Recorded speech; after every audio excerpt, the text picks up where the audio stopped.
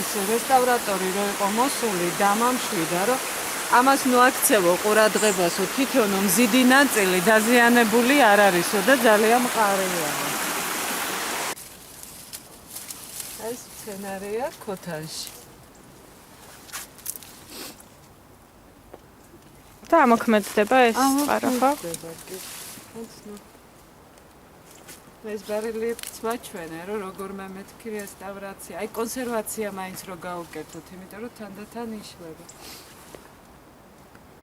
ანუ შეკეთებაც არის ამ გეგმით გათვალისწინებული.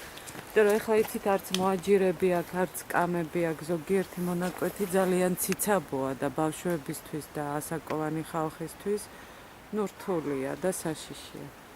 აი მე ძალიან მითი როგორ არის მაწუხებს, რომ აი ძალიან ბევრი ბეტონი და ცემენტია ბაღში.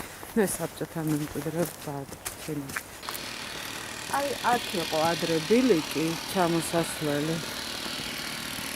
საკმაოდ ისეთი დატვირთული ბილიკი იყო, რომელიც დაინგრა ნელა და აი საფუძველი.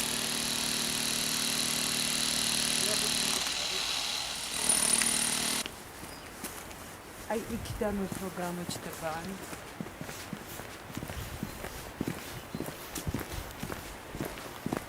აი შეხედე ჩამოშლილია უკვე ჩამო